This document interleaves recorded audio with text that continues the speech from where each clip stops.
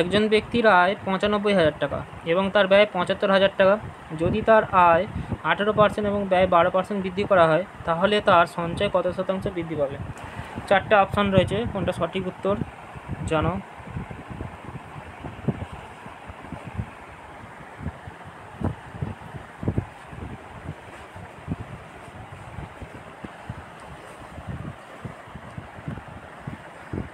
আমরা জানি, চলো অঙ্কটা করছি। আমরা জানি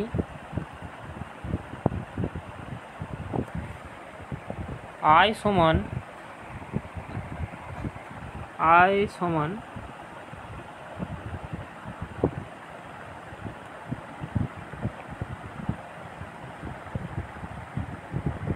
ব্যয় প্লাস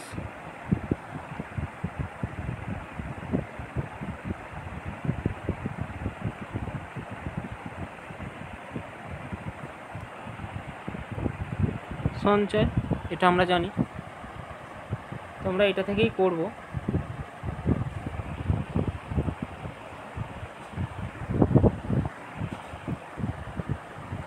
আমাদের আয় কত? ৯৫,০০০। তো প্রথমে ৯৫,০০০, চলো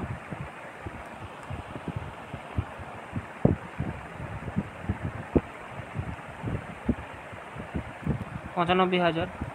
এটা বৃদ্ধি পাচ্ছে কত? 18%। 18% বৃদ্ধি পাওয়া মানে 100তে 18 মানে 118/100, 118/100 কাটাকুটি করো, কাটাকুটি গেল।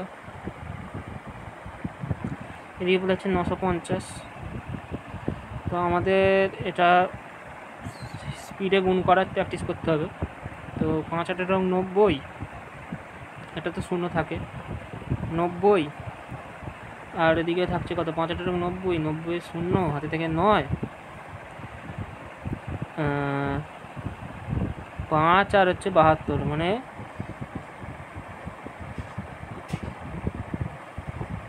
তো এটা গুণ করে আসবে 11-21, ঠিক আছে? এটা আসছে,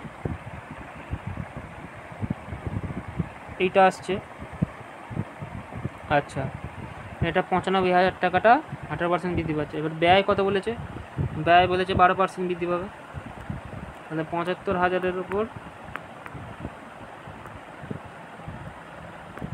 12%, একই রকমভাবেই করতে হবে। কাটাকুটি করো। তো এটা গুণ করলে কত আসবে? এটা গুণ করলে আসবে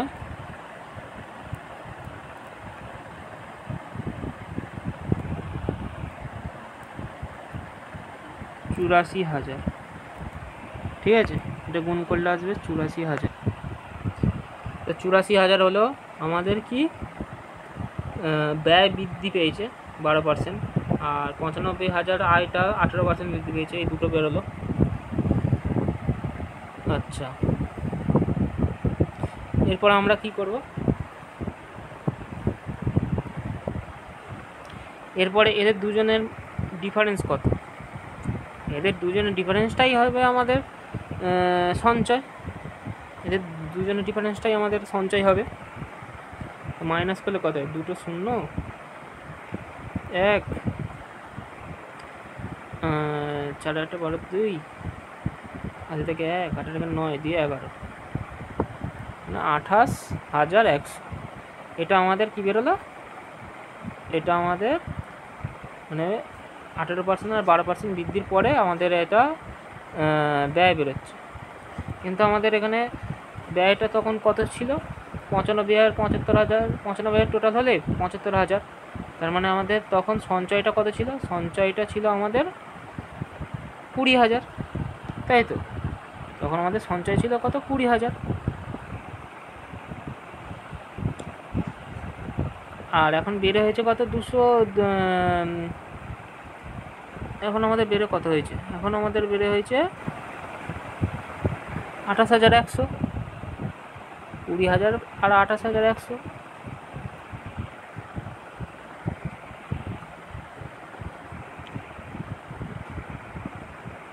বেড়ে কত হয়েছে? বেড়ে হয়েছে 28,100। আর 95,000 আয় ছিল, আর 75,000 ছিল ব্যয়। তো সঞ্চয় কত পড়ে থাকে? 20,000। 20,000-এর থেকে এর ডিফারেন্স কত? এদের ডিফারেন্স হচ্ছে তোমার 8100, 8,100।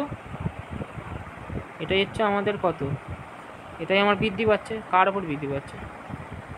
এই 20,000-এর ওপরই তো বৃদ্ধি পাচ্ছে, তাই তো। তো 20,000-এর ওপর যদি বৃদ্ধি পায়,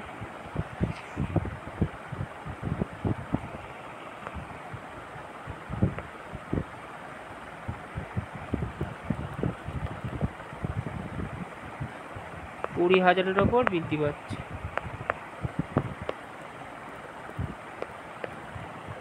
কেটে গেল।